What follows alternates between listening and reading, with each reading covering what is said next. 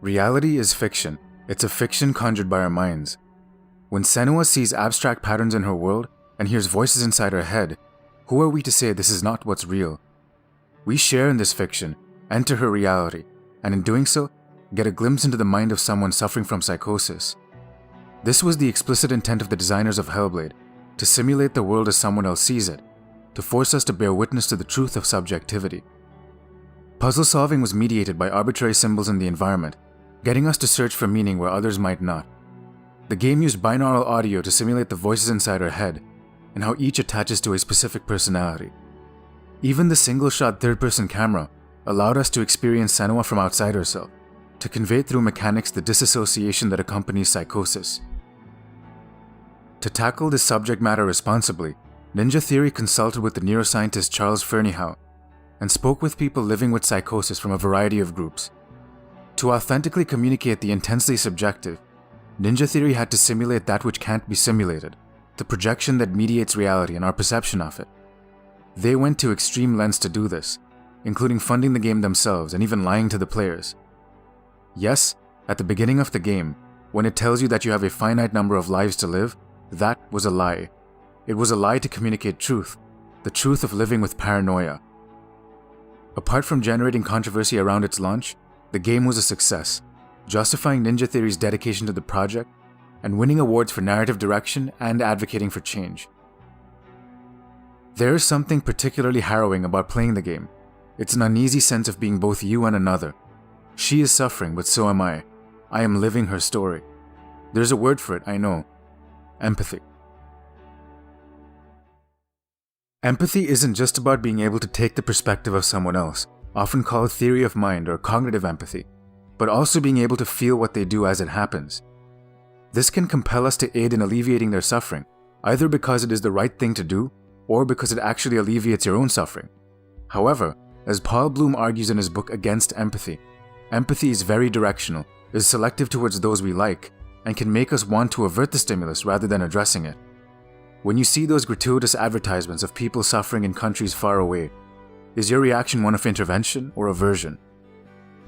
What video games allow us to do is see the world as someone else does, to descend into their world through an avatar. How do we overcome our desire to avert the uncomfortable though? This is where the power of play can come in. Games, because they exist in a relatively safe context, allow us to confront not only our own anxieties, but others. They expand our being and make it positively compelling to endure hardship. Tragedy has been seen as vicarious enactment, disembodied catharsis, but empathy is different. It is about mutual suffering. To build a tentative argument for the power of empathy in games, I'm going to have to combine two circles. In his seminal book, Homo Ludens, Johann Huizinga argues that play takes place in a world separate from ours, in a magic circle that contains its own rules. What this does is segregate it from reality, and the normal anxieties that accompany it. In his book Free to Learn, the play psychologist Peter Gray argues that this capacity for separation allows us to confront our real-world anxieties in a safe context, as well as learn things we will need for the real world. Historically, children emulate the activities of the adults in their culture, as well as devise games that speak to the anxieties of their social context. In his book, Children and Play in the Holocaust, George Eisen speaks about how children devise games that allowed them to make sense of the perverse conditions of concentration camps, granting it a quasi-therapeutic effect. The magic circle is a medley of all these things in my estimation. Illusory, playful, developmental, and therapeutic domain that allows us to confront our anxieties in a safe context. This is what I posit as the reason games can help us overcome our instinct for aversion and get us to true empathy. What is the second circle I spoke of though? In his book, The Expanding Circle, the moral philosopher Peter Singer argues that altruism and empathy began as a genetically based drive to protect one's kin, but has developed into a consciously chosen ethic with an expanding circle of moral concern. With the immersive fidelity of games, we can exercise embodied reasoning to expand our limited capacity for empathy and bring all of humanity, life, and our planet into the fold.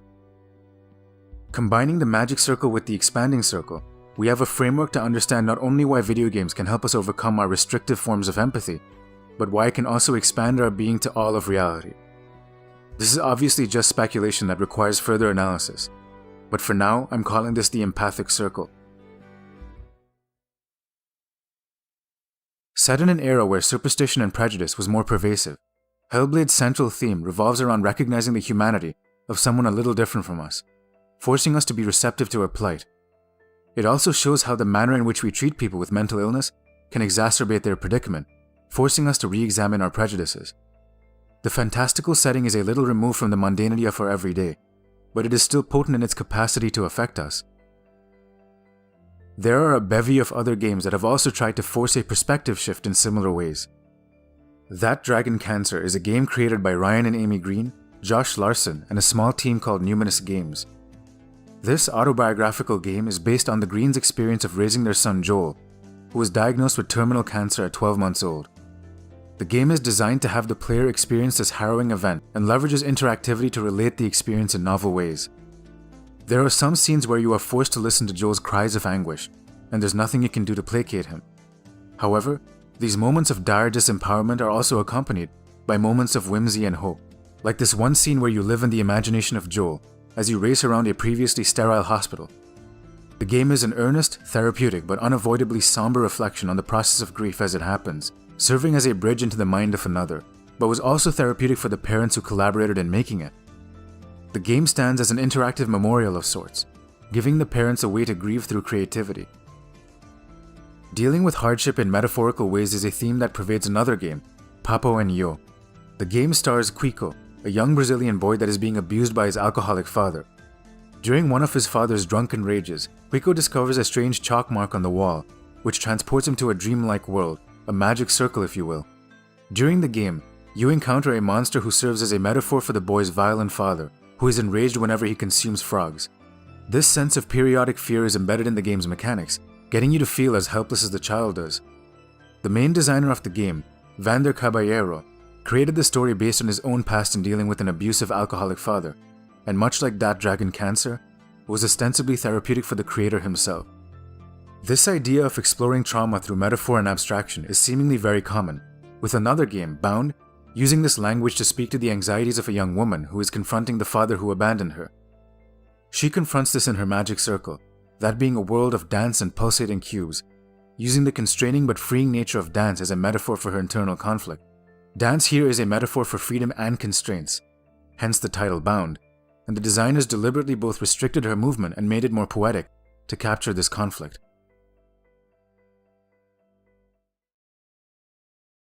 Another game, The Last of Us Left Behind, gets us to play as Ellie as she explores how she feels about her best friend Riley.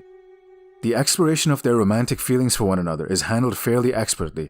It just organically emerges from the dynamics of play, including cooperation and playful scenarios, instead of being heavy-handed in its delivery. Perhaps the reason this worked so well is because most players had already become well acquainted with Ellie in The Last of Us, a game that explored a father-daughter type relationship in its story. We spend the duration of the game protecting Ellie from zombies, madmen, and everything in between, and so the mechanics of empathy from an outsider's perspective, and then embodying the role from within it, come full circle. I'm calling this phenomena our medium's capacity for selflessness. Selfless here applies in two ways. Selfless in the sense that you can actually lose yourself and become another character, and selfless in the sense of caring for another person. Games like Nintendogs and The Sims show how by simply being held responsible for the well-being of something else, this activates a sense of compassion and concern, no matter how abstract. A game that executed this expertly was Ico, where you played as a little boy cast into a forbidden castle for being born with horns. In the game, you make your escape and encounter a princess named Yorda. To get us to care more for Yorda than ourselves, the game takes away a traditional health bar and ties our well-being to hers, a mechanical vehicle for eliciting empathy. Another game in the series, The Last Guardian, builds the entire game around the relationship between you and this large creature. The designers deliberately made the creature unresponsive to your commands to create a more authentic depiction of a person and their pet. And the game also crafts puzzles and narrative scenarios where your mutual dependency heightens your love and concern for one another. In any case, like with The Last of Us, we can experience empathy from outside or within, giving us a more robust presence in the magic circle. Using the broader systems of a game to replicate the experience of others becomes another tool designers can use to elicit empathy. In the game Cart Life, the player controls one of 3 street vendors and attempts to run a shop whilst looking after their health, interests, and families. It thrusts players into the predicament of living day to day, paycheck to paycheck. but it also introduces unique scenarios for each character. For example, Melanie yearns to be around her daughter more, and she, and by extension you, struggles to have time to walk her daughter to and from school each day. Another game, called Dysphoria, shows the power of representing personal experience. In the developer Anna Anthropy's own words, it is an autobiographical game about my experiences with hormone replacement therapy. Players are faced with minigames that explore her experience through mechanics. For example, one game presents a Tetris-like game that can't be solved to symbolize not fitting in. It is an abstract semiotic system that uses the internal language of games to communicate something deeply emotional. Mechanics were also used to excellent effect in the interactive love story Florence. For example, one level has you solve increasingly easier puzzles to symbolize the comfort Florence starts to feel on her first date, and another section has you getting rid of some of your things when your boyfriend is moving in. The language of games has a powerful repertoire of emotions it can elicit, and we have only started exploring its range. An important caveat to mention here, though, is despite the fact that empathic games are an incredible interface for relating to different people, we should be careful not to trivialize, reduce, or presume to understand their unique circumstances. Empathy should exist both intimately and at a distance, what Donna Haraway calls becoming with, to prevent empathy tourism or reductive representations. This circles back to our critique of empathy before, and how we should be very wary of how it can be appropriated and misused. With the right aesthetic distance, though, there is no reason games of this ilk can't be powerful vehicles for interpersonal connection.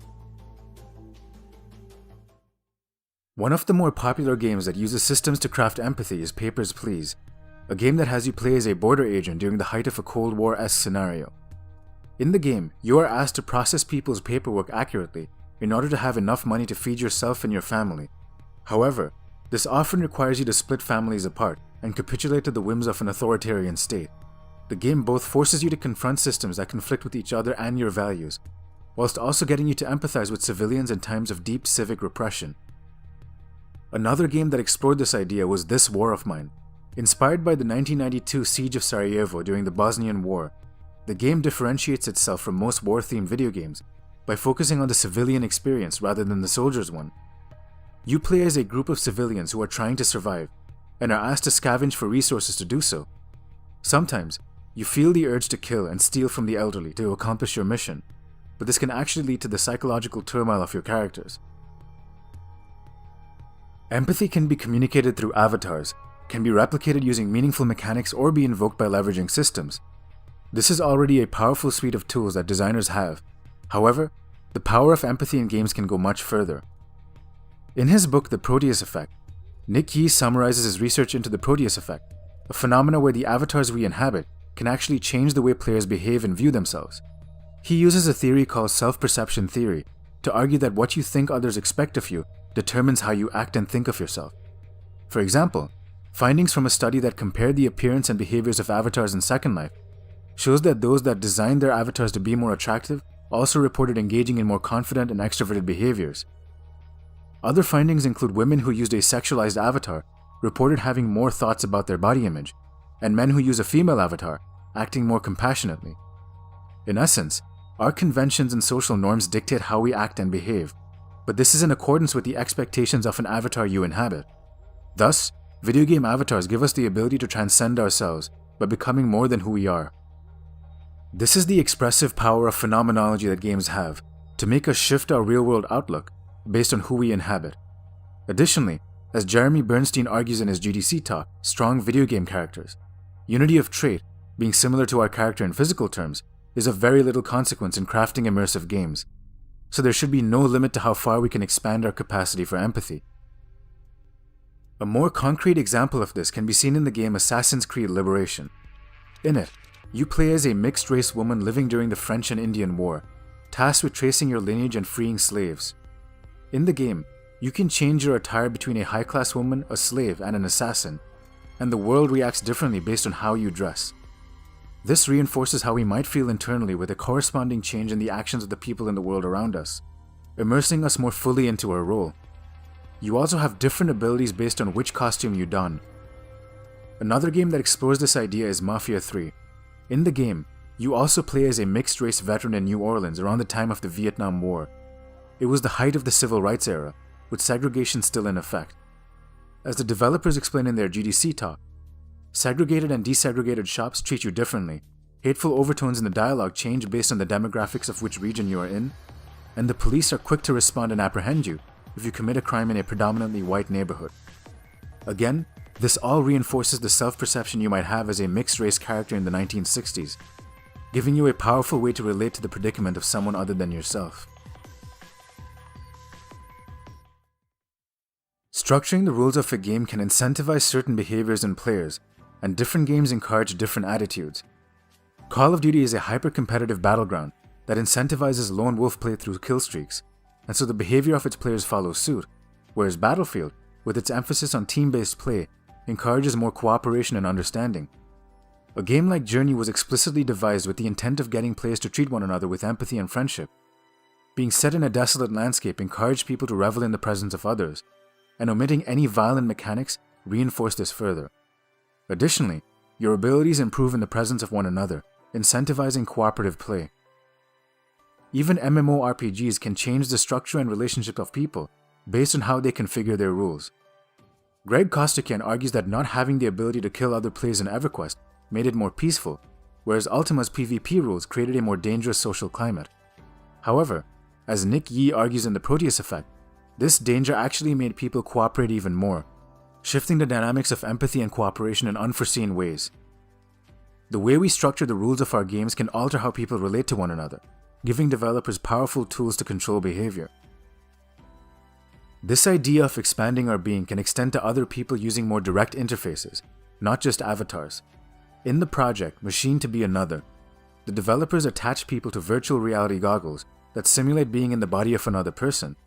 The effect here is quite startling, forcing you to see the world through another's eyes, and bridging the divide between genders, race, and people with disabilities. Its application and effects are still being studied and examined, but the possibilities for leveraging virtual interfaces to bring us closer together are potentially endless.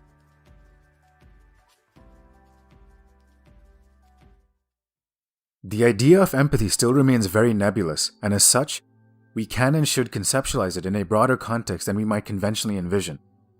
Empathy in design can come from understanding how to design games for a broader array of people, from different aesthetics of play to different abilities and preferences. The game Celeste is a story about a young woman named Madeline who seeks to overcome her anxieties by climbing a mountain. The game is deliberately difficult, but it has an extremely robust assist mode that allows players to customize it in intricate detail. Some argue this undermines the aesthetic of challenge in the game, but by crafting a fiction around both difficulty and accommodation, it manages to be both thematically rich, mechanically versatile, and accommodating all at once. The game also uses interesting mechanics, blaring synth music, and sublime theming to get us to feel the predicament of Maddie through gameplay. We still have a long way to go to accommodate the preferences of a wider array of players, but the first barrier to entry will always be one of empathy. Empathy can also extend to empathy for the other, for people, traditions, and cultures you have not had much experience with. A practical example of the utility of this kind of empathy can be seen in the game Never Alone. Never Alone is a puzzle platformer conceived with the intent of preserving the Inupiat tribe's stories and traditions. Developed in collaboration with elders and people from the tribe, the game is an exercise in preserving the ingrained stories of the tribe for a new generation, and it does this with some fascinating mechanics. You play as a girl who voyages to save her village from a blizzard, and she does this with the help of a fox friend, her spirit animal. The cooperative puzzles reinforce the relationship that the Inupiat have with their animals, but it goes even further. In certain sections, your ancestors emerge from the ether to aid you in your platforming sections, showing mechanically the Inupiat's worldview about interconnectedness. The empathic circle can possibly even reach beyond the confines of humanity itself, towards life and the universe at large. The game Flower has you play from the perspective of Mother Nature. You use motion controls to spread joy and life with music and dance, and are only impeded by humanity's industrial expansion. However, the end of the game encodes a rhetoric of reconciliation, where humanity and Mother Nature find a way to coexist. Another game, called Everything, was conceived of as a systemization of Alan Watts' monist philosophy, the idea that everything in the universe is connected. The game allows you to move between different scales of resolution, from the microscopic to the galactic, to feel how all of life is bound in a circle. Like the intermittent narrative vignettes of Never Alone, the game supplements these mechanics with lectures by Alan Watts himself, getting us to reflect on our place in the universe and expand our being beyond the corporeal.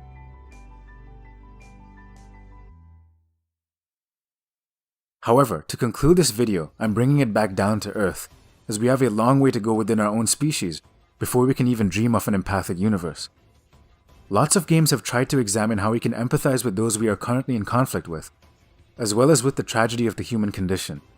The game September 12 shows us how interventionist foreign policy only leads to the perpetuation of more pain by having more insurgents rise as you kill them. Brenda Romero's Train was a brilliant example of using mechanics to elicit strong emotions, by framing your actions within the game as being complicit in perpetuating genocide. Another game, Peacemaker, is structured such that only reconciliation between the two opposing sides in the Israeli-Palestine conflict leads to victory, and where every other option ends in death. Recently though, a more mainstream developer was explicitly motivated by the idea of empathizing with those we are supposedly in a conflict with. Yoko Taro designs games backwards. He has an idea or theme in mind and then reverse engineers the experience to lead to that culminating moment. Hence, when we examine the ending of Nier Automata, which I'll spoil here, we are pushing towards its genesis. For the ending of Nier Automata, the guiding principle was empathy, and strangely enough, he took inspiration from a project by Coca-Cola. In their Small World Machines project, Coca-Cola installed machines in Lahore, Pakistan, and New Delhi, India, two cities generally unfriendly with each other. These special Coke machines would connect people via live streaming video, hoping that they could surpass their misconceptions and just enjoy a drink. The idea here was to bring people from opposite sides together. Once you see someone's humanity, it's hard to harbor any resentment. Nier Automata's overarching theme is that of existentialism, about what our purpose is independent of the vulgar drives that mediate our action. The game deconstructs a variety of Eastern and Western philosophies through its run, using androids and robots as a surrogate for us, to highlight the arbitrariness of our own purpose. At the end of the game, you play a shoot-'em-up section where you are literally fighting against the creators, trying to break free of the cycle of violence endemic in games and the world at large. This is the quintessential killing God moment that Nietzsche spoke about in interactive form. The characters through the game are brought to ruin owing to their ideological fragmentation and the disputes that arise out of competing visions for reality. But here is our chance to defy fate. We are, in mechanical form, escaping the matrix of ideals that keep us from fully expressing ourselves, by metaphorically killing God. Breaking free seems hopeless though. This section is practically impossible. That is, until these disembodied names start to grant you assistance. With their assistance, you push through the cacophony of names and live to forge a new future. Once this is over though, you are given another option. The option to sacrifice your save data to aid others struggling with this same part. All that work put into the game, dozens of hours, needs to be expunged to aid someone you might never meet. It then dawns on you, at your most hopeless, others were willing to make this same sacrifice for you, so you feel compelled to do the same.